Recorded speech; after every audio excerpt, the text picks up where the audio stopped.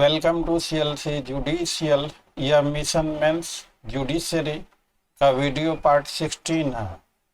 अगर आप हमारे चैनल पे पहली बार आए हैं तो आपको बता दें, हम लोग इस सीरीज के अंतर्गत 32 बिहार जी के क्वेश्चंस को ले रहे हैं। क्वेश्चन क्या है वो आपको दिखाते, कैंडिडेट ने आंसर क्या लिखा है वो भी दिखाते, कैंडिडेट के उस आंसर पे क्या नंबर मिले हैं वो भी दिखाते, और साथ में उस क्वेश्चन का एक बेहतरीन आंसर क्या हो सकता वो भी दिखाते। तो आइए वीडियो को शुरू करते हैं। यह देखिए क्वेश्चन है 32 बिहार जी में पूछा गया है। यह 12.5 नंबर का क्वेश्चन है और इस क्वेश्चन में जो पूछा गया है judiciary be a hindrance or facilitator in the interpretation of directive principle of a state policy। मतलब पूछा गया है कि डायरेक्टिव प्रिंसिपल के इंटरप्रिटेशन में जुडिशरी हिंड्रेंस के तौर पे, अवरोधक के तौर पे या फैसिलिटेटर सहयोगी के तौर पे जुडिशरी की क्या भूमिका रही है जब डीपीएसपी का इंटरप्रिटेशन होगा, directive principle of state policy. तो डीपीएसपी के इंटरप्रिटेशन को समझने के लिए जुडिशरी की क्या भूमिका रही है हिंड्रेंस के तौर पे या फैसिलिटेटर के तौर पे। हालांकि ठीक है क्वेश्चन, लेकिन इसमें जुडिशरी का रोल क्या है वो थोड़ा बेहतर होता। अब चलिए ठीक है, कमियां तो हर जगह होती हैं, मैं भी बताता हूँ, उसमें भी कहीं ना कहीं कुछ ना कुछ कमी रहेंगी, उस पे हम लोग नहीं जाएंगे। क्वेश्चन आपके सामने है कि डीपीएसपी के इंटरप्रिटेशन में जुडिशरी की क्या भूमिका रही है, examine in the light of various judgement of supreme court. तो इसमें आपको जजमेंट ही लिखना है। अब ऐसे इस तरह का कंसेप्चुअल क्वेश्चन, इस तरह का कंसेप्चुअल क्वेश्चन ना आपको किसी किताब में मिलेंगे, न नोट्स में, न मटेरियल में। इस तरह के क्वेश्चन का आंसर आपको खुद ही लिखना पड़ेगा, और यह आंसर आप तभी लिख पाएंगे जब शुरू से लेके अब तक के सारे केसेज का निचोड़ अगर आप निकालेंगे तभी आप लिखेंगे। इसके आंसर को शुरू करने से पहले एक दो छोटी छोटी चीजें समझना बहुत जरूरी है। जो डीपीएसपी का इंटरप्रिटेशन, तो number 1 DPSP social justice, social order, article 38। तो डीपीएसपी जो बना है कम्युनिटी के इंटरेस्ट के लिए और फंडामेंटल राइट इंडिविजुअल्स के लिए, सिटीजन्स, नॉन सिटीजन्स को भी फंडामेंटल राइट्स हैं, तो इंडिविजुअल इंटरेस्ट के लिए फंडामेंटल राइट बना हुआ। आपको यह भी समझना जरूरी है कि मान लीजिए कि डीपीएसपी नहीं होता हमारे संविधान में तो कुछ भी नहीं होता। अरे क्या होना चाहिए क्या नहीं होना चाहिए, aim subjectives for governance of country, सरकार जैसा अपना एम सब्जेक्टिव लेके चलती। लेकिन अगर फंडामेंटल राइट नहीं होता तो it would have been a disaster, totalitarian government हो जाती। तो फंडामेंटल राइट का होना जरूरी है। अब यह एक, जब हम लोग पढ़ते हैं तो संविधान में लिखा हुआ है कि फंडामेंटल राइट इन्फोर्सिएबल है। For enforcement of fundamental right आप डायरेक्ट 32 के अंतर्गत सुप्रीम कोर्ट जा सकते हैं। Right to move supreme court for enforcement of fundamental right itself is the fundamental right, ऐसा हम लोग पढ़ते हैं। जहाँ और दूसरी तरफ डीपीएसपी के बारे में कि ये नॉन इन्फोर्सिएबल है, तो एक विचार यह जाता है कि भाई दोनों में कन्फ्लिक्ट हो, फंडामेंटल राइट और डीपीएसपी में। तो चूंकि फंडामेंटल राइट इन्फोर्सिएबल है, फंडामेंटल राइट ही प्रिवेल करेगा, लेकिन ऐसा नहीं है। अब यह है कि समाज हित में, समाज हित मतलब डीपीएसपी, समाज हित में व्यक्तिगत हित को कुर्बान किया जा सकता। तो वही, अब देखिए ये थोड़ा सा एडवांस लेवल का क्वेश्चन है, और इन्हीं सारे क्वेश्चंस को समझने के लिए हम लोग अपना ओपन चैलेंज चलाते हैं मैं ओपन चैलेंज के जो विगत 1-2 दिनों में जो ओपन चैलेंज के क्वेश्चन पूछे गए हैं वो आपके सामने आपको दिखा रहा हूँ। Question number 89, correct option, directive principle are neither binding nor enforceable, a law contrary to directive principle is void, though directive principle are not enforceable but it still has binding force। तो ये जो option है वो गलत है कि directive principle government के लिए बाइंडिंग है और गवर्नमेंट के लिए बाइंडिंग फोर्स है, चूंकि एम एंड ऑब्जेक्टिव है for governance of country, government को इलेक्शन के दौरान वोटर्स को फेस करना है, तो इसलिए गवर्नमेंट डायरेक्टिव प्रिंसिपल से विमुख नहीं हो सकती। कल्याणकारी कार्य करना है, गवर्नमेंट का रिकॉर्ड देखा जाएगा, रिपोर्ट कार्ड देखा जाएगा। तो ऑप्शन ए गलत हो गया, ऑप्शन बी भी गलत है। Law contrary to directive principle, directive principle enforceable ही नहीं है, तो इसलिए option B is wrong. A और बी गलत है तो सी इज ऑटोमेटिकली रॉन्ग, तो इसका आंसर डी होगा। और जो क्वेश्चन पूछा गया 32 बिहार मेंस में, वही question as it is report यहाँ पे कर दिया गया है जुडिशरी बिन हिंड्रेंस और facilitator in interpretation of directive principles examine in the light of. Interview का क्वेश्चन पूछा गया वेदर डायरेक्टिव प्रिंसिपल है बाइंडिंग फोर्स और नॉट, तो डायरेक्टिव प्रिंसिपल बाइंडिंग फोर्स है, समाज हित, मोरल सैंक्शन है। डायरेक्टिव प्रिंसिपल कंसाइंस है, तो कंसाइंस का जो नेचुरल बाइंडिंग फोर्स, आप सोचिए आप कोई चीज अपने कंसाइंस के खिलाफ करना चाहेंगे, कंसाइंस में नेचुरल बाइंडिंग फोर्स होता, और उसी तरह डीपीएसपी में भी नेचुरल बाइंडिंग फोर्स है। आप अगला क्वेश्चन को देखिए, in the event of conflict between FR and DPSP since FR is enforceable it will prevail. ये जमाने गुजर गए कि एफआर और डीपीएसपी में कंफ्लिक्ट होगा तो एफआर, पहले क्वेश्चन ऐसा पूछा भी गया है, स्टूडेंट ने लिखा भी है, अच्छे नंबर भी मिले हैं, लेकिन अब वो समय गुजर गया, वो पिछले जन्म की कहानी हो गई।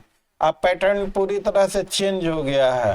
अब क्वेश्चन पूछा जाता है कि डीपीएसपी को अलग करके नहीं देखा जा सकता एफआर से। इससे पहले के वीडियो में उस क्वेश्चन का आंसर हमने दिया है। अब क्वेश्चन पूछा जाता कि कन्फ्लिक्ट है एफआर और डीपीएसपी में,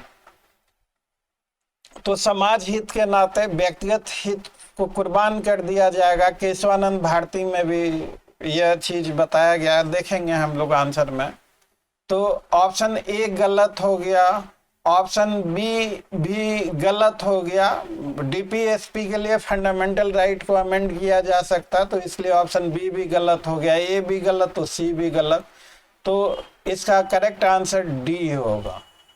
एक अगला क्वेश्चन इसी से पूछा गया, to give effect to DPSP FR can not be diluted, dilute किया जा सकता है, इसलिए ए गलत हो गया। DPSP can not prevail over, ये भी गलत हो गया। Harmonious construction is to be applicable, तो ये तीनों ओपन चैलेंज के क्वेश्चन थे, इसी से मिलता जुलता मेंस का FR DPSP are two wheels of same chariot जीलू भाई के केस में कहा गया था। तो आंसर को शुरू करने से पहले कुछ बुनियादी चीजें आपके नॉलेज में होनी चाहिए, तभी आप बेहतर आंसर लिख सकते हैं। हमारे यहाँ स्टूडेंट ने वो टेस्ट सीरीज वाला एक बैच शुरू किया था, बहुत जल्द एडमिशन क्लोज हो गया, उसमें सीटें फुल हो गई, 20 सीट्स ही थी, 15,000 रुपया चार्ज लिया गया था, वो सारी सीटें फुल हो गई। बहुत सारे आप में से बच्चे लोगों के फ़ोन आ रहे हैं कि सर टेस्ट सीरीज में प्लीज़ एडमिशन ले लीजिए, लेकिन हम लोग नहीं ले सकते एडमिशन क्लोज होने के बाद, क्योंकि क्वेश्चन को पढ़ना, इवेलुएट करना, तो एक आप टेस्ट सीरीज एक सप्लीमेंट के तौर पे आप इस्तेमाल कर सकते हैं। अगर आपने पढ़ा नहीं है, ठीक से जानते नहीं है, तो फिर टेस्ट सीरीज का कोई खास फायदा आपको नहीं होगा। जहां तक मैं समझता हूँ टेस्ट सीरीज, जब आपने भरपेट भोजन किया तो डेजर्ट के तौर पे आप टेस्ट सीरीज को ले सकते हैं। Test series, direct test series को ज्वाइन करना वो आपके लिए अच्छा नहीं होगा, जहाँ तक मैं समझता हूँ। आई मे बी रॉन्ग, जैसा भी आपको लगे, लेकिन मेरी नज़रों में पहले आपका बेसिक क्लियर होना चाहिए, कंसेप्चुअलिटी क्लियर होना चाहिए, उसके बाद ये सारी चीज़ें मटेरियल होती है, उससे पहले नहीं। तो आइए देखते हैं इस क्वेश्चन का कि जुडिशरी मतलब डीपीएसपी के लिए हिंड्रेंस है। हिंड्रेंस क्यों है जुडिशरी डीपीएसपी के लिए? अगर फंडामेंटल राइट को प्रेफर करेगी जुडिशरी तो उसको हिंड्रेंस समझा जाता। अगर डीपीएसपी और फंडामेंटल राइट में कन्फ्लिक्ट है और जुडिशरी डीपीएसपी को प्रेफर कर रही है तो वहाँ फैसिलिटेटेड समझा जाता। तो ये माइंड में जरूर रखना, तभी आप इस क्वेश्चन को लिख पाएंगे।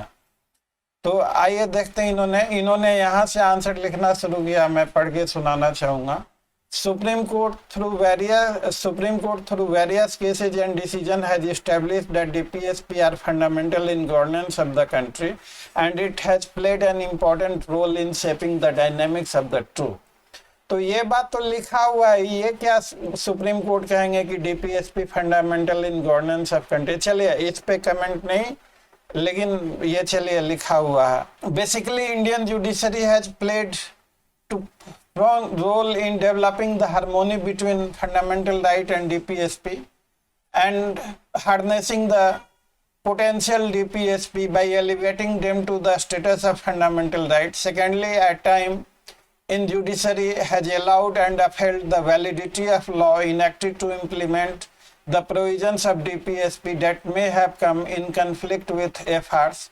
In Hanif Qureshi versus a state of yard, slaughtering of cow was banned or not allowed as it was against the spirit of Article 48. Similarly, in Mirzapur Moti Qureshi Jamaat versus the state of Gujarat, the Supreme Court upheld the validity of law brought to implement the provision of Article 48. Similarly, the ban on alcohol was upheld by the Supreme Court in Bihar and Gujarat on the ground that it seeks to implement Article 47 of the Constitution. Also, in many environmental law case, the court prohibited a state from implementing work against fundamental right. Uttarakhand का एक case इन्होंने cite किया है। DPSP Supreme Court decision, right to education, right to clean environment, right to health, right to livelihood, right to legal aid. तो ये सारे इनको इस आंसर पे 5.5 नंबर मिला है। यह देखिए, यह क्वेश्चन 12.5 नंबर का था। मैं क्वेश्चन आपको दिखा दूं, यह 12.5 नंबर का क्वेश्चन है। इसमें इनको 5.5 नंबर मिला है। इस क्वेश्चन का आंसर हमारे ही स्टूडेंट ने हमारे ही गाइडेंस में, हमारे दिशा निर्देशन में थोड़ी बहुत हमने भी मदद करी है, थोड़ा बहुत उन्होंने भी लिखा है। एक बेहतर आंसर हम लोगों ने लिखने का प्रयास किया है। अब जैसे आप YouTube के जरिए देख रहे हैं तो आप दोनों आंसर, कैंडिडेट के आंसर को भी वीडियो पॉज करके नोट डाउन कर लीजिएगा, और हम लोगों का ये जो आंसर है इस आंसर को भी वीडियो पॉज करके नोट डाउन कर लीजिएगा। अपने फ्रेंड्स, जो आपके फ्रेंड सर्कल में जो सीनियर जूनियर बैचमेट हैं उनके साथ शेयर कीजिएगा, चर्चा कीजिएगा, इसको समझने का प्रयास कीजिएगा। आप कहीं भी किसी भी कोचिंग में पढ़ रहे हैं, मेरी सेहत पे कोई फर्क नहीं पड़ता। मेरी बात इतनी है, I am always happy to help you. ये दोस्तों में चर्चा कीजिए। लॉ को अगर आप शेयर करेंगे, चर्चा करेंगे, डिस्कस करेंगे तो उससे आपकी अंडरस्टैंडिंग मजबूत हो। अब जैसे हमारे यहाँ पढ़ रहे होते तो चलिए आपको डिस्कस करने की जरूरत नहीं थी, आप हमसे डिस्कस कर सकते थे क्लास में, लेकिन चूंकि आप हमारे यहाँ नहीं पढ़ रहे हैं और ये इन चीज़ों की बारीकियों को समझने के लिए, तो आप 2, 4, 5, 10 लोगों का जो भी पॉसिबल हो सके एक छोटा सा ग्रुप बनाइए। उस ग्रुप में इस क्वेश्चन, इस वीडियो को रेफर कीजिए, ध्यान से देखिए। जो आंसर कैंडिडेट ने लिखा है उसको नोट डाउन कर लीजिए, हम लोगों ने जो आंसर दिया है उसको भी नोट डाउन कर लीजिए। सोचिए, चर्चा कीजिए, कहीं कोई दिक्कत आती है तो वीडियो में कमेंट करके हमसे ज़रूर पूछिए, हम ज़रूर आपको बताएंगे। अगर हमारे थोड़े से प्रयास से आपका सपना पूरा हो जाता है तो यह हमारे लिए भी खुशी की बात है। हम एक कदम भी पीछे नहीं हटेंगे, आप प्रयास कीजिए, हम भरपूर आपकी मदद करेंगे। तो देखिए, इंट्रो के तौर पे लिखा गया, judiciary while interpreting fundamental rights and directive principle preferred fundamental right over directive is sometimes considered as hindrance. It may not be fair to say that judiciary created hindrance in interpretation of directive. अब भाई हम लोग lower court के जज बनने जा रहे हैं, सुप्रीम कोर्ट को हम लोग अपने मुंह से कहें हिंड्रेंस तो थोड़ा मतलब डिसेंसी के लिए, मतलब आप उसी चीज को दूसरे लैंग्वेज में भी आप लिख सकते हैं। तो हम लोगों ने लिखा है, it may not be fair to say that judiciary created hindrance in the interpretation of directives. The view of the court was that fundamental rights are enforceable, directives are not. Following are the leading cases in which fundamental right was preferred over directive. मतलब जहाँ fundamental right को prefer किया गया, directive को ignore किया गया, तो उसको हिंड्रेंस के तौर पे देखते हैं, लेकिन उसको हिंड्रेंस कहना उचित नहीं होगा। पहला केस है स्टेट ऑफ मद्रास वर्सेस चंपाकम दोरई राजन। आपको साइटेशन नहीं याद रखना है, ईयर याद रखना चाहे तो रख सकते हैं। In validating a Madras government order which fix quota for admission to medical and engineering colleges for different communities including Harijan was sought to be defended under article 46। इसमें चंपाकम दोरई राजन एक फीमेल कैंडिडेट थे, चूंकि आर्टिकल 46 के अंतर्गत कुछ सीटों का रिजर्वेशन हो गया था, तो रिजर्वेशन होने के कारण उनका सिलेक्शन नहीं हो पाया था। तो सुप्रीम कोर्ट ने वो रिजर्वेशन पॉलिसी को खारिज कर दिया, कहा कि भाई डीपीएसपी इन्फोर्सेबल नहीं है, इनका फंडामेंटल राइट है। तो वहाँ पे फंडामेंटल राइट को प्रेफर किया गया।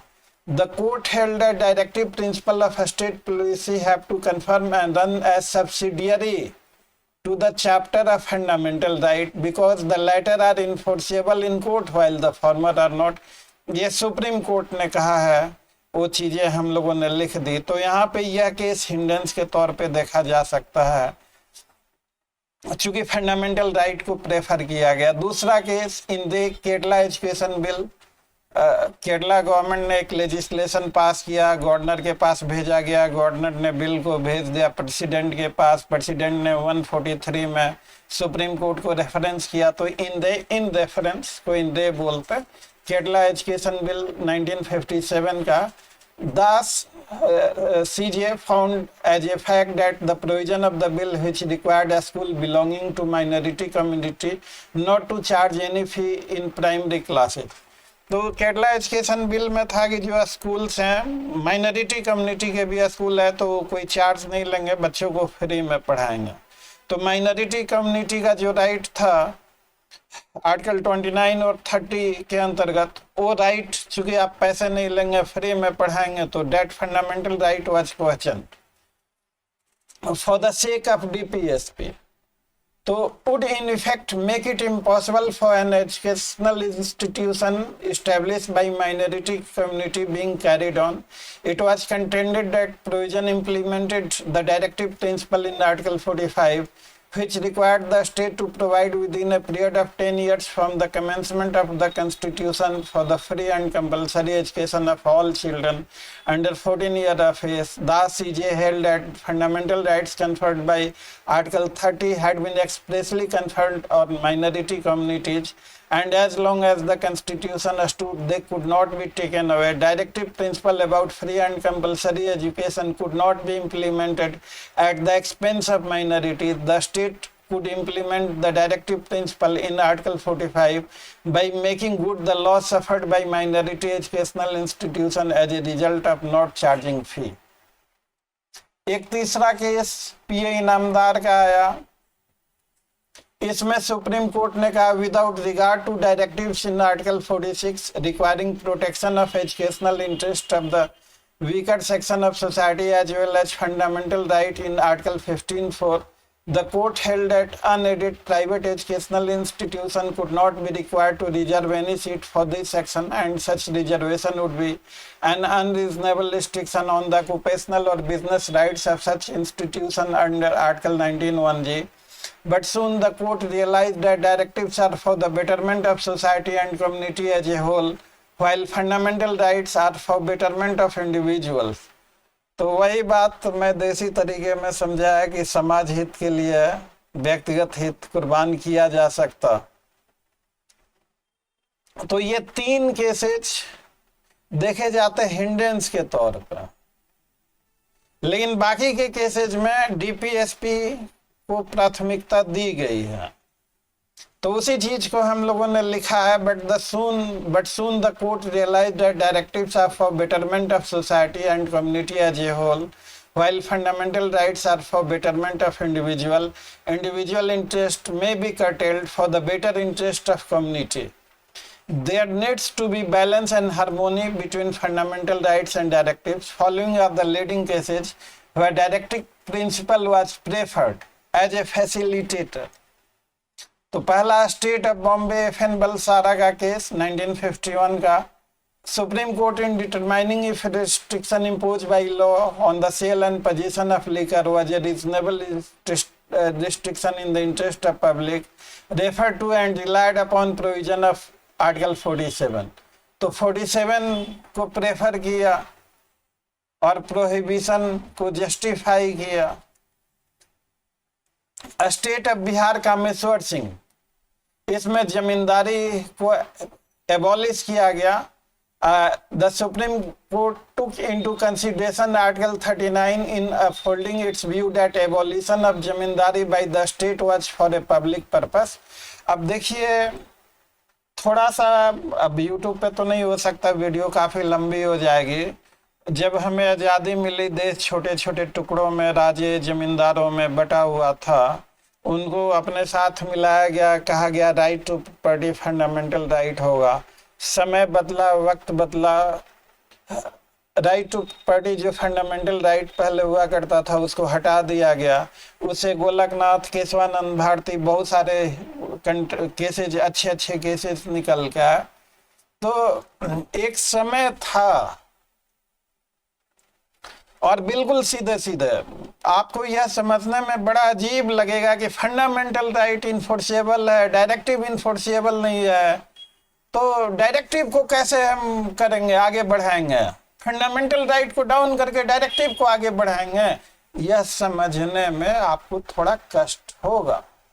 पैटर्न यही है और हो यही रहा है और पूछा यही गया है, इसी को आपको समझना है। तो कामेश्वर सिंह के केस में जमींदारी को एबॉलिश किया गया, आर्टिकल 39 को प्राथमिकता दी गई। उसके बाद अगला केस है Vinay cotton mills versus state of Ajmer. It has been held that fixation of minimum wages of labourer by legislature in the interest of general public and is therefore not violative of freedom of trade 19(1)(g) में।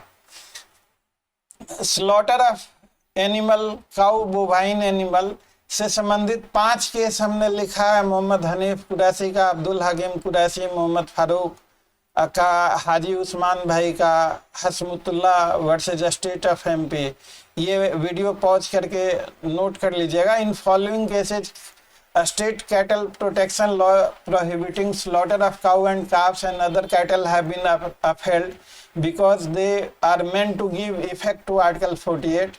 अब जैसे जो slaughter house है या जो बचर है, जो meet का ट्रेड है, उनका फंडामेंटल राइट है बिजनेस करने का। अगर स्लॉटरिंग ऑफ एनिमल नहीं हो तो फिर उनके बिजनेस पे असर पड़ेगा। तो लेकिन आर्टिकल 48 है which provide for prohibition of slaughtering of milking animal, bovine animals। तो सर्टिफिकेशन एक बैलेंस बनाया गया दोनों में। तो ये सारे केसेज हैं, हमने शॉर्ट में लिखा है इसको। 12.5 नंबर का ही क्वेश्चन है, बहुत सारे 17-18 केसेज हम लोगों ने रेफर किया है। अब भाई मेंस का आंसर है, कोई किताब नहीं लिख रहा है, समय भी लिमिटेड है, स्पेस भी लिमिटेड है, बहुत सारी चीज, तो शॉर्ट में लिखा गया सारी चीजों को एक साथ।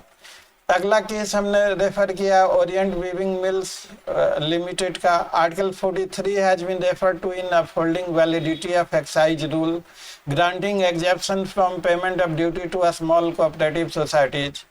उसके बाद कस्तूरी लाल का केस आया while evolving the principle of reasonableness from Article 14, 19 and 21, court said that directive principle would serve a standard for testing the reasonableness।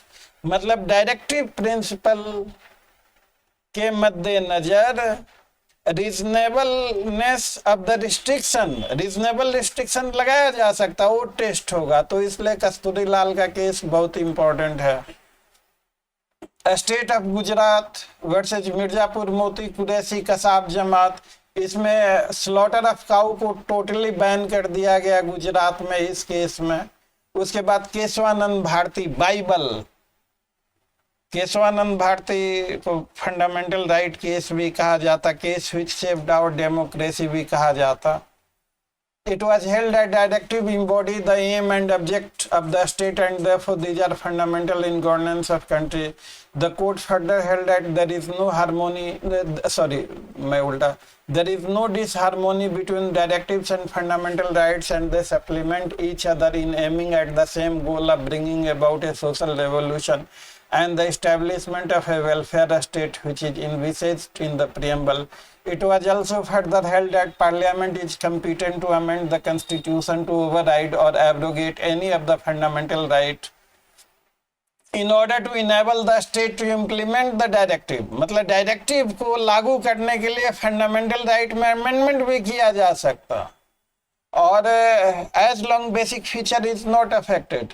और आर्टिकल 31C वो कहता है कि डायरेक्टिव के एवज में कोई लॉ बनाया गया है अगर और वो लॉ फंडामेंटल राइट को अगर वायोलेट करता है तो वो लॉ वाइड नहीं होगा, उसके कॉन्स्टिट्यूशनलिटी को अपहेल्ड कर दिया। हालांकि 42 अमेंडमेंट में वहाँ जुडिशियल रिव्यू हटा दिया गया था, तो that portion of judicial review was struck down. Judicial review is the basic feature, it can not be taken away.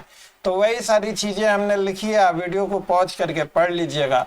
Minerva मिल का केस तो आप लोग जानते ही हैं।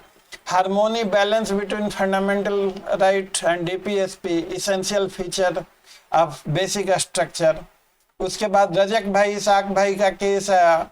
It was held that restriction impose by law providing for the prohibition of consumption of production of liquor can not be challenge as violative of article 19(1)(g। तो prohibition शराबबंदी जो है वो 19(1)(g पे असर नहीं करता, वो वैलिड है under article 47। Bandhua Mukti Morcha versus union of India, तो इसमें article 21 has been interpreted to include right to live with human dignity. Article 39E से F। उनी कृष्णन की held that children up to the age of 14 years have a fundamental right to free education। Article 21A was strengthened by adding clause K to Article 51A, which provides that it is a duty of a parent or guardian to provide opportunity for education to his or child or between age of 6-14 years।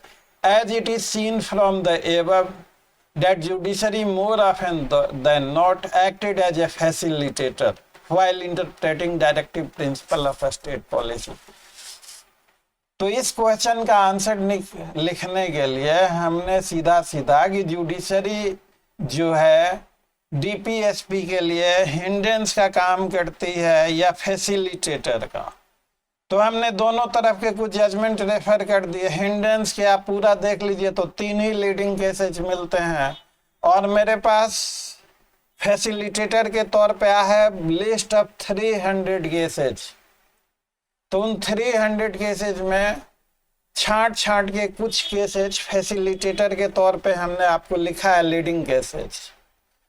तो अब आपको mains में आप क्या लिखेंगे, समय आपका सीमित है, कितने जगह में लिखेंगे वो भी सीमित है।